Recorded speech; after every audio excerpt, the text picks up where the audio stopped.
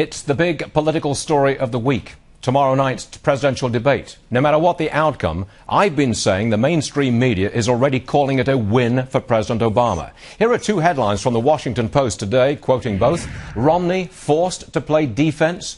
Headline 2, Mitt Romney versus Mitt Romney. Oh, and President Obama will be there too. Now, look who's here. Bill O'Reilly is the author of the new book, Killing Kennedy, The End of Camelot. Bill is here with us in New York, and it's a great pleasure to have you with us, Bill. Thank you, Stuart. You were very restrained there whilst we were talking about GM and Ford and the banks and Wall Street. How do you hold yourself back? Because I'm not as smart as you guys. Oh, stop. See, I don't know what, you know. I feel bad. I agree that the stock market is Vegas now, and that's why people aren't going in. But I got to tell you, Bill, when people like you, such a powerful, influential guy, says that, you know, what do you say then to the family that retires and they have no money because they didn't invest in the market because Bill O'Reilly said it was rigged? I didn't say it was rigged. I said that's a perception. But I will say it's rigged. You didn't expect to be ambushed, did you? You did not expect ambush. Charles can ambush me anytime he wants. Here's my advice to everybody watching. I have 30% of my portfolio in equities. Okay. All right? And I've kept it there. I haven't deviated from it. Right. And I will keep it there until I die. 30%. That's it. And the rest is in muni bonds and high yield corporate bonds and things like that. So I think that, but do I trust the stock market to put more than 30% in? No. You do not. I want to go rapid fire through 3 different subjects, then the book. Number 1, I've been saying the media spin. I know you're from the no spin zone. I say the media spin will be all Obama wins the debates. Yeah, but it's probably true, but doesn't matter because Romney's going to have his chance to get before the American public and do what Reagan did in 1980. And but he's got to leapfrog over the media. The media will be against him. No matter what his performance, they will do him down. That doesn't matter, Stuart. Enough people will see with their own eyes that the media will have not as much influence on the debates. So Romney's got to channel Reagan. He's got to really bring it to President Obama as Reagan brought it to President Carter. He's got to do that. Number 2, you've said on your program that America will go bankrupt with Obamacare. Still hold that? Well, it's Obamacare in combination with the entitlement culture. That once you get into an area where you just can't possibly pay your bills, which is where we are now, and there is no restraint by the Democratic Party, they don't want to cut spending anywhere because it's their lifeblood. They win elections by giving people things. Then you're headed for Greece.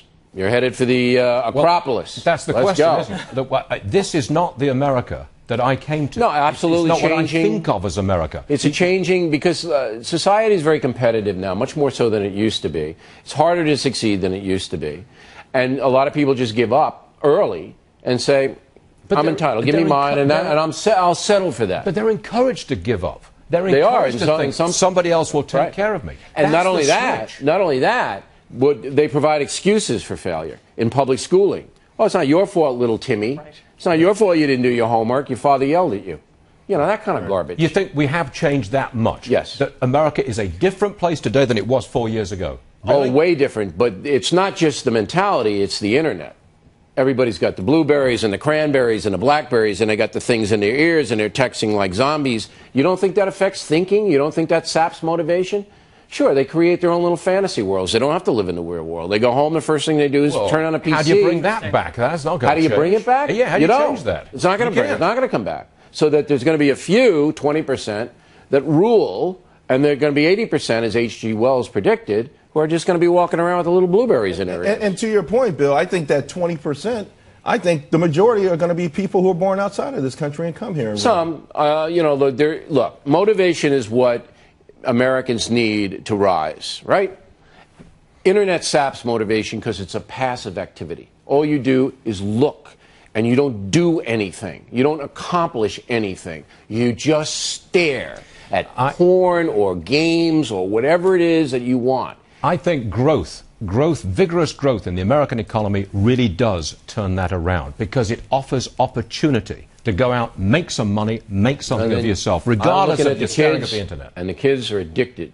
The children of this country are getting addicted to these machines. Give me growth, Bill. Give me growth every day. Okay. Yeah, it can grow all you want. If they're addicted, you're not going to get them out of there. All right. Killing Kennedy. Yes. You are #1 in news in the United States of America. I think you're also the #1 author in the United States. Well, we're the highest nonfiction sellers now. I'm really happy about this because these books are worthy in the sense that they get people re-engaged with their country. You know, Killing Lincoln, you want to know about the best president ever? Abraham Lincoln, and he was. You read that book and you'll know. Kennedy, when he was shot, I was a freshman at Chaminade High School, Mineola, Long Island. And I remember, and everybody remembers alive where they were, all right? But I never really knew how he got killed. That's why I wrote the book. Are you engaging in the conspiracy theory? No conspiracies. Was he the lone gunman, Lee Harvey Oswald? Yes, it was. But there were unsavory people around Oswald. Some of them we'd be able to define, and some of them we haven't. So that there are unanswered questions. But reading Killing Kennedy, you'll know all about John F. Kennedy. Everything about him, all right? What kind of guy he was, and you can make your decision whether he was good or bad. And then you'll know how he was killed. Because I got access to the FBI guys who covered the case. They've never spoken to anybody before. They spoke to me. All of it's new, and every page you're going to go, your head is going to snap back. Yeah. And we talk about Marilyn Monroe, Frank Sinatra, Sam Giancana, all of these people who were swirling around the Kennedy presidency. You know, we really respect you as an author, a newsman. Thank you. And this is a financial program, and we really respect the fact that a lot of the money from these books, a lot of money, goes to charity, doesn't it? Well, we set up a charity named after my mother and father, Winifred and William O'Reilly. And by the way, my maternal grandmother was Kennedy, Winifred Kennedy. That's on my mother's side. And I've set up a foundation, and we try to do as much as we can. We have this crazy debate on Saturday night with Jon Stewart, the Rumble, 2012.com. Sold out? Oh, at George Washington University, it sold out in 5 minutes. I thought so. But you can see it on the net for $5. So even you, Stuart, will pony up the 5. And what it is half the money that we get goes to charity from the Rumble. And it's Saturday night, 8 o'clock. The Rumble, 2012.com is where you get it. And if you can't watch it on Saturday, if you buy the little package, you can watch it when you want. You, sir, are a good man, Bill O'Reilly. Well, let's not ruin my image. Yeah, really. Right? You're a good man no matter what they say. Okay. Bill O'Reilly, thank you very much indeed. I appreciate it.